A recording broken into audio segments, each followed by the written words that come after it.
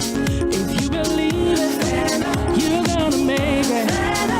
Getting stronger by the day, you're invincible. If you believe it, you're gonna make it. Getting stronger by the day, you're invincible.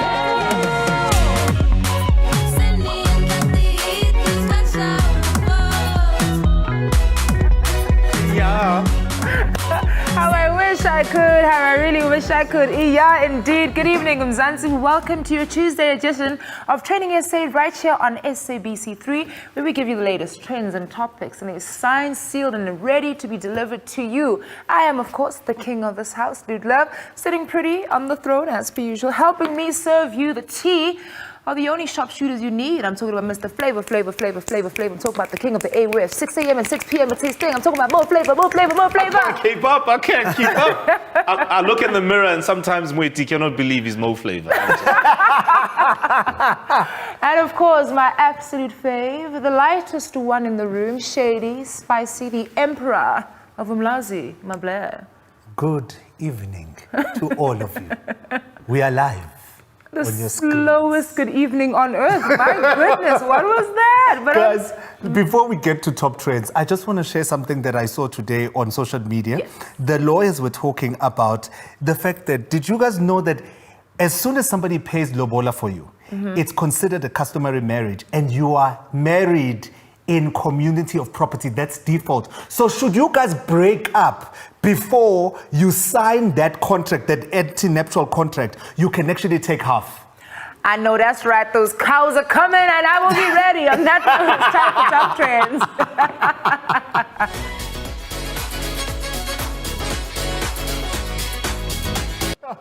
Okay, so hashtag Deleuze popped up on the timeline after this poster announcing the next installment of his very popular all-white party. So among the prerequisite listed on this poster, for attendance, of course, was a rather peculiar request to all female guests stating that fresh hairdos, manicures and pedis, as well as waxing, yes, waxing is a must. And of course, this poster sent social media into an absolute frenzy. It was wild, loaded with mixed reactions. Don Mini had this to say: all girls must wax. Yo, guys, Kapelani, this doesn't sound like a very safe event. Walum Kotwa weighed in with that. How's my Xhosa loot? Okay, I killed it. Isn't it for armpits and legs? Surely you don't think they mean down there. How would they even check? I think you all are being dramatic, really. And then basically, Usaso Udalez actually tweeted as well an apology, which has been since deleted. And this is what he said: I'm so sorry for the poster sent out by promoters tonight. Neither Saso nor my side had seen or signed off on the policy, as we didn't post it. Sincere apologies for the inappropriate requirements for our all-white party branch. That's not how we roll. And then Usaso also came through, who actually does the all-white party with the Les, and said, Sanbonani, guys, I'm so sorry for the all-white party branch policy sent out tonight.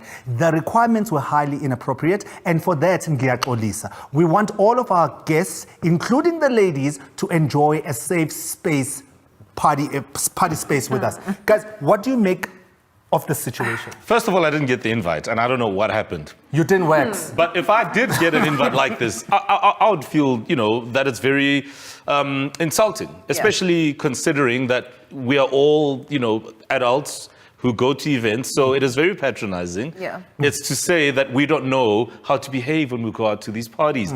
I mean, it's an all-white party, it's a theme, so obviously I know what I need to do. So very condescending, and it's also very sort of classist as well, right? It's almost like, well, if you don't fit this criteria, you ain't good enough, y'all. My problem with this whole thing is the fact that we speak about rape culture, we speak about the problematic things on social media every single day. It still scares me when people don't know how to read the room. Like, anybody would have sat with that invite and said, Uti, guys, we can't have men telling women what to do with their bodies, telling them what they must work, no matter where they should wax. You see, it's not even about where it should be. Why is that even a conversation? Why are we being dictated to? And who are you as a rapper telling me what to do with my body? But beyond that though, rappers are actually never held accountable for any of the things that they do and they say, which is why they are still in a place where they feel like this is a thing that they can do. Tell women what to do with their bodies. If it's not in the lyrics, if it's not in, I don't know, whatever parties they put together, they are never held accountable. And do not side-eye me. I'm very well experienced in this space. Well, nobody's going to dispute that, Lutz. I'm We just will saying. just nod. Like, Okay, guys. Everything you rappers, say. no, but genuinely, rappers get away with murder every Sure. single day, which is why this kind of conversation, while it's been had out loud on social media in real time, in rooms with them present, they still continue and do things as backwards as... Do you guys believe the apology? Well, I think no. Sasos was more sincere. And that's the thing, take accountability. Yeah. So acknowledge some of these things that we speak about, right? And say, listen, I acknowledge that this is problematic and this is why I'm sorry. Not sorry because the designer sent the poster before we approved it. In fact, can we get the designer to come in the timeline and explain? Come through. Sure. Come through. So, I mean, we have to move on because there's plenty to look at. And America's Favorite Child came out to play. And of course, you could say that they just doesn't disappoint. And while some of you were sleeping and catching the Z's, some of us were actually sitting with popcorn in hand, watching the glitz, the glamour, and the occasional awkward laughs at the 63rd Annual Grammy Awards. So this year's awards were graciously hosted by our very own, the man who's gone. I don't even know if he's still South African anymore. The Daily Show host, Trevor Noah. And I've got to say, it just looks like Trevor gave Beyonce some pleasant and unexpected news at some moment. You have to take a look at this. We want everybody to know that right now, Grammy history has been made. Because with that award, Beyonce has just tied the all-time record for most Grammy wins ever by a female artist and by any singer, male or female. So congratulations, Queen Bee. Beyonce is tied at 27 Grammys, tied. I mean, won't you do it, B? Won't you do it? Ah, Beyonce. So what started as a part socially distanced, part virtual glamorous evening paying homage to the new pandemic-infused music industry quickly turned into a historic night for African musicians. Burna Boy won the Best Global Music Album category, while Wizkid won in the Best Music Video for his song with Beyonce, Brown Skin Girl. Shout out to Natty. Burna Boy also gave us a very touching, inspirational speech. Take a look at this. Blessing to every African out there. No matter where you are, no matter what you plan to do, you can achieve it. No matter where you're from, because you are a king. Look at me now. Grammy award-winning Burna Boy. Thank you to everyone. My whole family is here. I love that energy. My whole family's here. Look at me now. And of course, you know, his fans had a lot to say in terms of showing support. And Ola_Holila is saying, Burna Boy has proven that you will eventually become what you call yourself over time if you put in the work. Calling him the giant of Africa was disturbing to many, but today he got the Grammy Awards for the Best Global Album. Believing yourself is dangerous. Believe in yourself. This is why I call myself King Luke. Sure.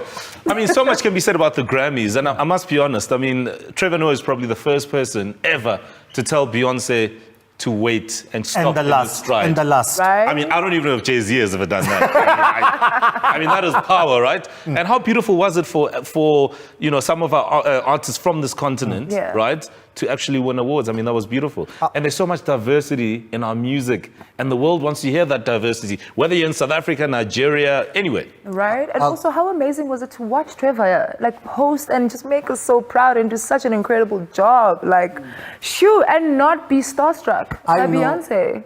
I'll tell you this, guys. When I saw him at the those summers, he was the best person to ever host those awards. He was amazing at those summers. Like, the only person that can do a better job is myself, which I'm going to do. No, they're going to hire me. Watch. I'm gonna kill it. No, and I just want to congratulate people like Anati, who basically worked on the song. People like Burna Boy, people like Tiwa Savage, people like Femi Kuti. Those, and I always tell people that that's the type of product that we can actually take to overseas 100%. And they can consume because it's authentic. Wherever you're from, you just need to be your authentic self. Because I always see people trying to sing R&B in South Africa and rap like Americans. I'm just like, listen, there's a 15-year-old in Brooklyn that will smoke you. You know, but if you get there and say, "Ya koko tipia," no, nobody can do that. It's just you. Crazy.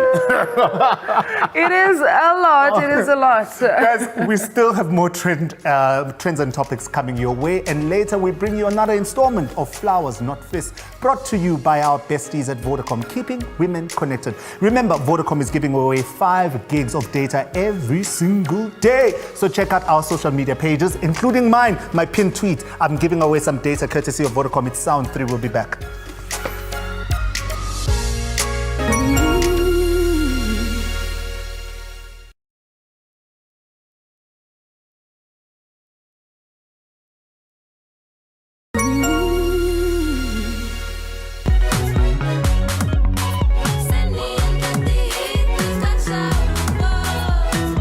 Oh yeah, welcome back to TrendingSA. So it's officially day 2 of the hashtag national shutdown, which has been making the rounds on my timeline. And this is after institutions of higher learning have been marred by pockets of protests in the past few days. Now, this comes after the South African Union of Students on Sunday called for the total shutdown of all 26 universities in the country.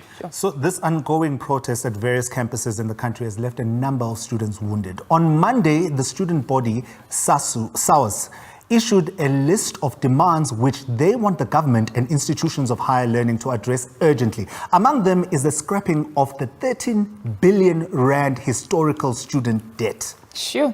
And students are concerned with the rising historic debt and financial exclusion, and which is obviously threatening their futures. And they took to their social medias to express their frustrations, rather. This is Paulo saying, the missing middle is not a random category that came from nowhere. The government capped the NSFAS grant at 350k. If they agree that the missing middle is in serious debt, they can't afford university fees, then why the hell don't they increase the brackets, hey?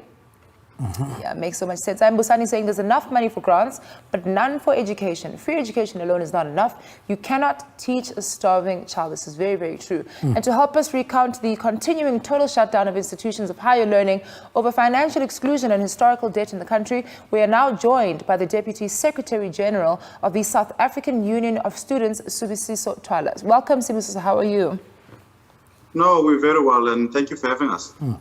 Well, there's supposedly a big meeting that's supposed to happen tonight. The acting public protector, Advocate Kollega Galeka, has entered in the fray as well. She's said to meet the SA University's Chancellors Association, the Minister of Higher Education, Blades Zimande, also in there as well. And of course, you as an organization. What is going to be top on that agenda in this meeting tonight? Look, we have in the past 30 minutes received such communication, and one of the things that we're very clear on is that students, like all citizens, have a democratic right to protest. And have you seen that most of the institutions are employing private securities and also the SAPS, which is actually preventing students from protesting. They are being shot and they are being violated. And we're saying that it's a high time that the Office of the Public Protector actually comes in and also weighs in to defend our rights to protest. We are in a democratic society. So it's part of the things that we're looking at with that meeting. So today marks 2 days since you've embarked on a total shutdown at the majority of the universities. So what is your next step should the Ministry of Higher Education and Universities fail to meet all your demands? Look, we don't see it failing anytime soon. The momentum is going. More institutions are coming. Or public organizations, NGOs, the communities, our parents, everyone is coming on board. We've been receiving messages of solidarity. Even legal practitioners are coming on board and availing their services to us. Already the department has given a response to us. Earlier on today, we've rejected it because they basically said nothing in terms of really, truly responding to the demands that we've made. So the struggle continues. We are very encouraged and we are determined to see this through. Education is a right and the doors of learning ought to be open to all, and we're not going to rest until that is achieved. Asibambe lapho Sibusiso, siyabonga very much.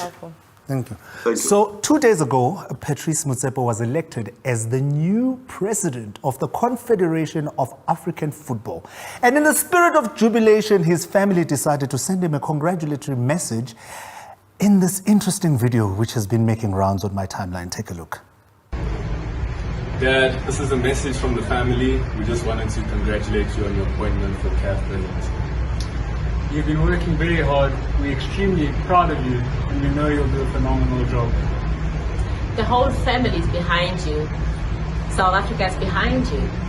And the continent is behind you. Your love for football has taken you to this point in your career, and we know you will unify the continent through the beautiful game.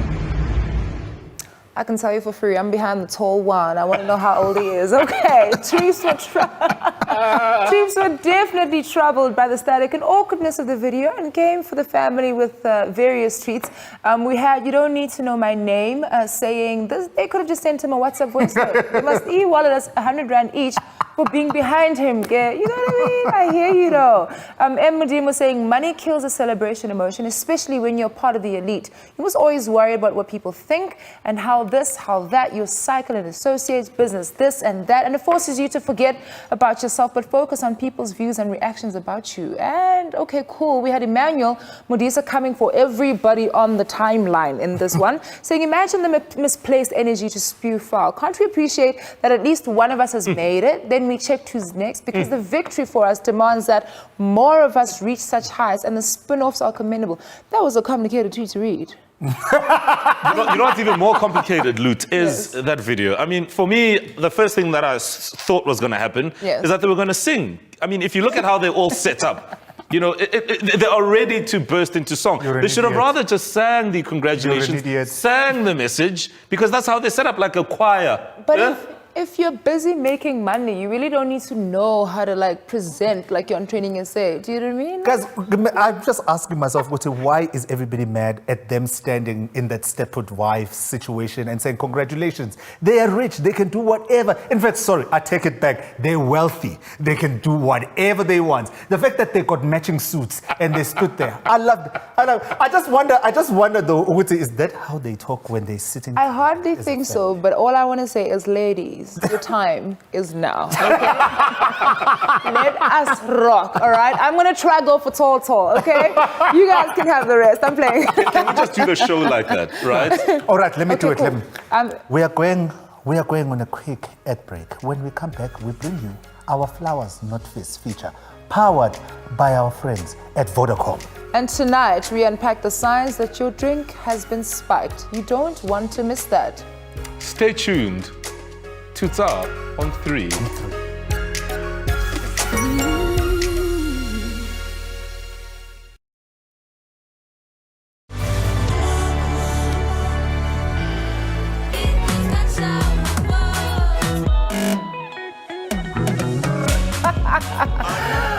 I absolutely love it. Welcome back to #TAR on 3. So we all need to play an active role in turning the tide against the rampant gender-based violence, which has paralyzed South African women and children. And Vodacom is dedicated to connecting more and more women through prevention, response, and victim empowerment, and is urging more people to be intentional in helping tackle the scourge of gender-based violence. Vodacom is urging you to do your part and take a stand. With that, it's time for Flowers Not Fists.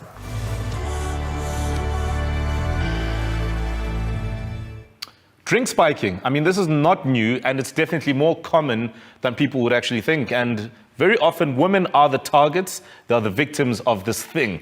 I mean, drink spiking is such a westernized concept to some, and it's almost tagged as something that we only see in the movies. But this is not the case. In fact, it is very important that we consider it as something real, and that it's a criminal act of abuse in this country. Take a look. For the victim, it's an extremely distressing and terrifying experience that could potentially lead to even more dangerous outcomes. In case, guys, I think a lot of people at home didn't see what happens there because it happens so fast. See this again. Look, there we go. Blue cup. Shh. In that split second, there we go. Sure. Something's in your drink. It happens so quickly. That's the thing about it, though. It happens even in so real life. quickly. And tonight in our Flowers Not Fists feature, we look at the signs that your drink has been spiked. But more importantly, we will equip you with a survival guide that's going to help you in the unfortunate case that your drink has been spiked. So you might ask, what exactly is drink spiking? Well, drink spiking is the act of drugging or diluting someone's drink without their knowledge or permission. This can occur anywhere that drinks are served. This can be in your private homes, nightclubs, restaurants, and some parties. And now that you know what it is, here are just some of the telltale signs that your drink has been spiked. Difficulty concentrating or speaking after drinking your drink. If you're feeling confused or disorientated, particularly after waking up if you've been asleep. Memory loss, amnesia, or even blackout. I mean, this is scary stuff. And I think it's important that we establish that you should not have to assume the responsibility of protecting yourself from assault. In actual fact, the pressure should be placed more on prevention, right, rather than treatment. But of course, in the absence of preventative measures, here are some key survival tips that will hopefully ensure that you are safe and that your drink does not get tampered with. Like, for example, don't accept drinks from strangers. But we know that this is not as easy as it sounds. If a stranger offers you a drink, make sure it's sealed or that you are present when they buy you that drink. Yep, never leave your drink unattended or out of your sight. Shoo. If your drink does not taste right, leave it, even if it's expensive. I think that's very important. Yeah, but it's also important to note that sometimes when you get offered drinks, it's usually around the time where you're more relaxed, you know, you're having fun. But try your best to not take drinks from everybody. But you know what? What you need to do is also help the ones you love together with Vodacom with their ongoing commitment to helping the prevention of gender-based violence. You can download the Bright Sky app for free or call the GBV Command Center on 0800 428 428. Available 24 hours, 7 days a week for you to get help.